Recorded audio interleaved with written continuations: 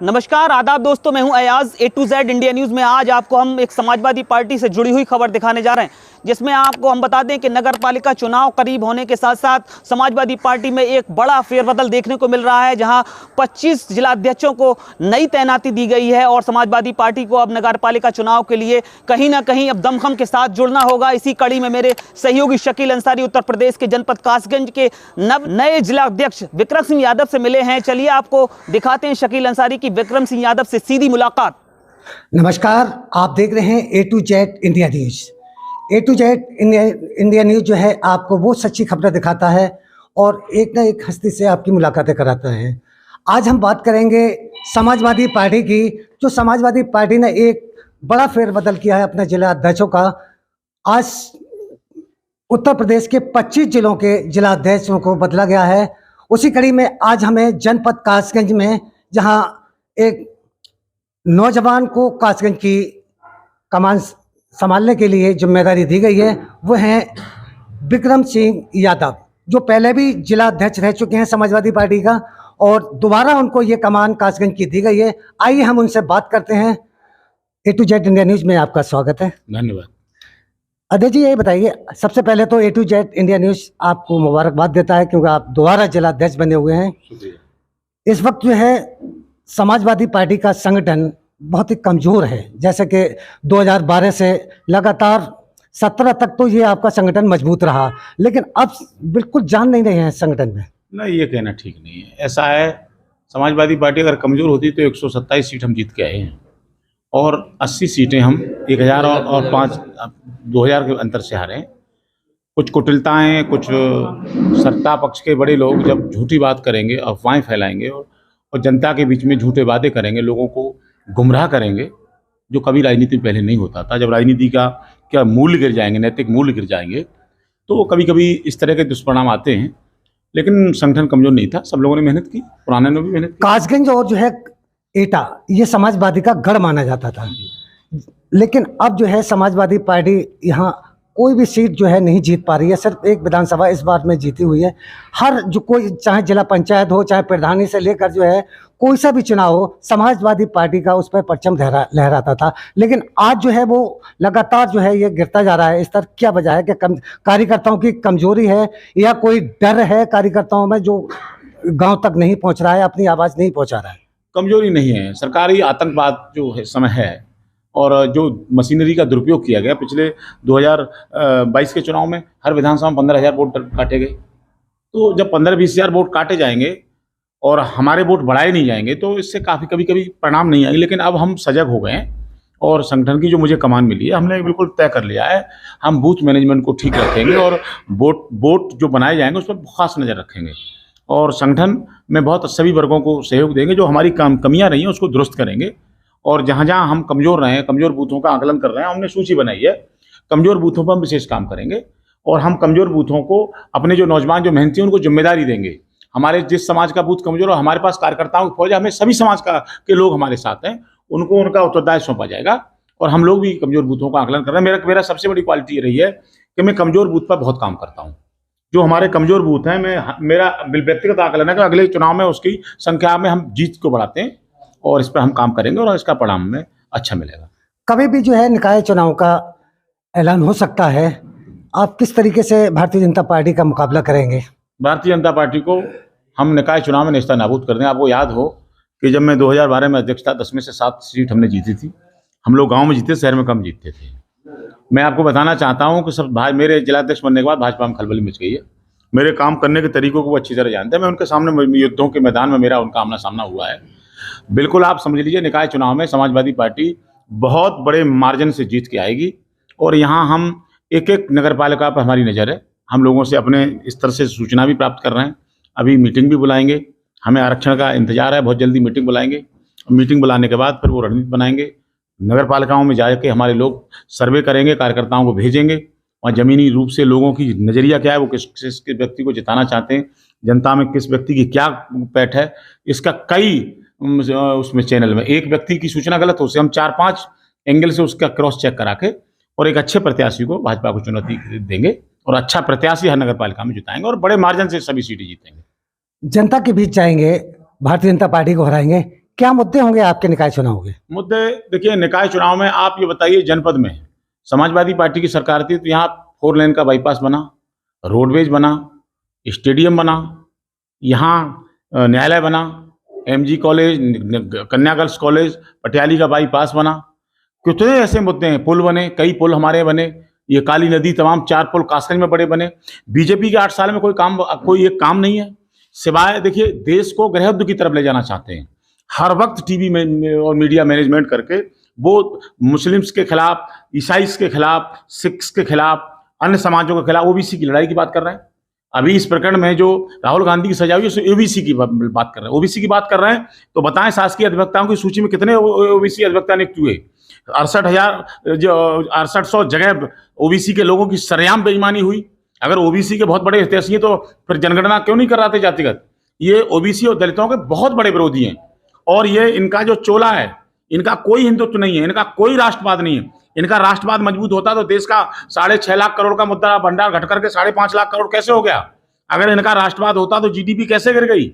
अगर इनका राष्ट्रवाद होता और ये देश के हित में होते तो आजादी के 75 साल में सबसे ज्यादा बेरोजगारी की दर बढ़ गई है, महंगाई चरमोत्कर्ष पे है।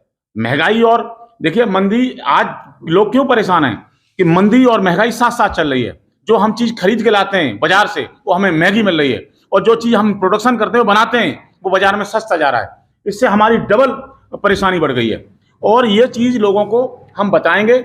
आप बताइए कि आपने क्या किया है? आप 5 किलो 10 किलो अनाज फ्री में देके क्या बच्चों के भविष्य खराब करना चाहते हैं? आप बताइए, आपने कितने औद्योगिक क्षेत्र बनाए, औद्योगिक हब बनाए, कितने IIM बनाए, कितनी IIT बनाई आपने? आप इसको बताइए।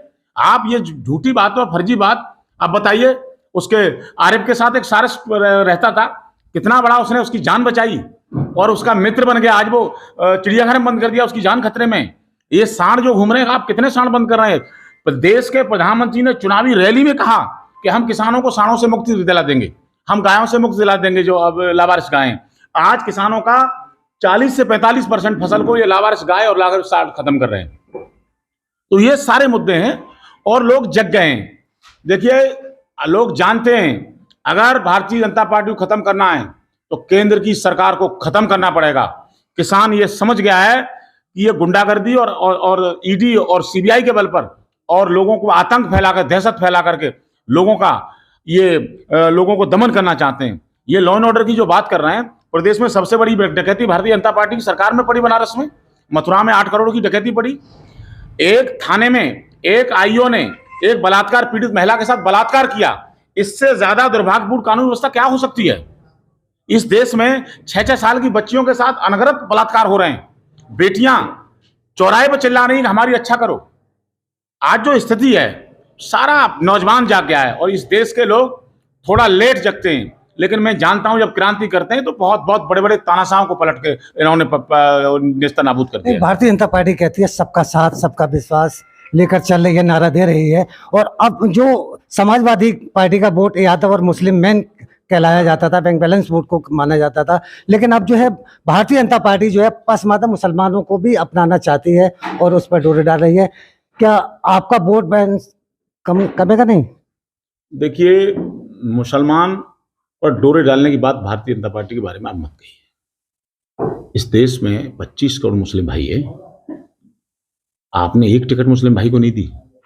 और मुस्लिम, पसमानदा मुस्लिम ये नहीं जानता है कि इनकी जो नीतियां क्या हैं। देश के बड़े लोग, गृह मंत्री, देश के प्रधानमंत्री, देश के मुख्यमंत्री, अगर किसी समाज विशेष के खिलाफ सत्ता में बैठे मंत्री गैर जिम्मेदार टिप्पणी करेंगे, पूरे समाज को कटघरे में खड़ा कर देंगे और उनको वोट कर देगा समाज। नहीं, अब तो ये भारतीय जनता पार्टी कह रही है कि हम जो है अब जो है मुस्लिम समाज को भी टिकट देंगे, निकाय चुनाव में भी लड़ाएंगे और पसमानदा जो समाज है उसको हम अपनाने की कोशिश करेंगे। ये लोगों को बेवकूफ बनाया। जब भरगैन में पूरा भरगैन मुस्लिम माहौल है तो किसको देंगे टिकट? ये कोई इनकी मजबूरी हो सकती है टिकट देना, इनका कोई ऐसा, ये मुस्लिम की बात मत करिए। ये जो बड़ी जातियां हैं, सबर समाज, उनके भी हितैषी नहीं है, उनमें भी ये डंडा डाले हुए हैं।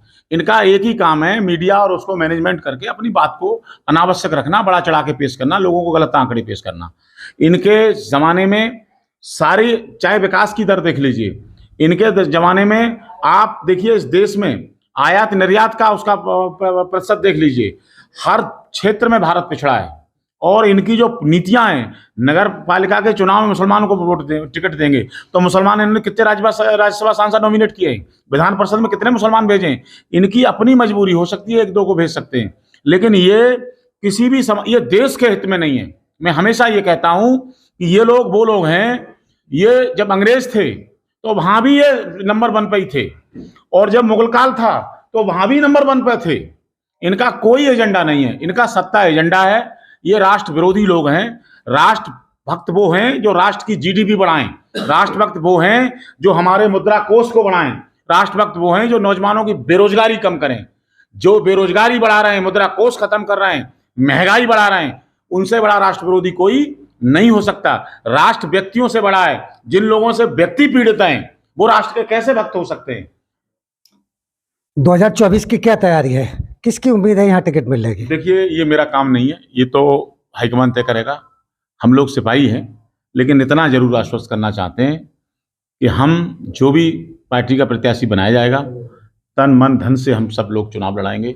जनता बदलाव के मूड में है। अभी चर्चाएं चल रही हैं स्वामी प्रसाद मौर्य को यहाँ एटा से चुनाव लड़ाया जाएगा, क्या सच्चाई है? देखिए, स्वामी प्रसाद मौर्य बहुत बड़े लीडर हैं, और उन्होंने अभी जब रामचरितमानस का प्रकरण आया तो लोग उनकी बात को समझे नहीं। उन्होंने अनावश्यक मतलब तूल दिया।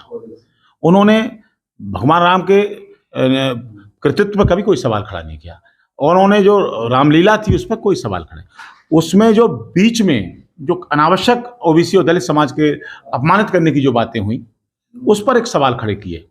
मैं आज आपको बताना चाहता हूं कि उस चीज से लोगों में बहुत जागृति आई है। समाजवादी पार्टी ने ब्राह्मण समाज में विधानसभा अध्यक्ष ब्राह्मण समाज को बनाया। हम जनेश्वर मिश्र जी को इतना सम्मानित करते हैं।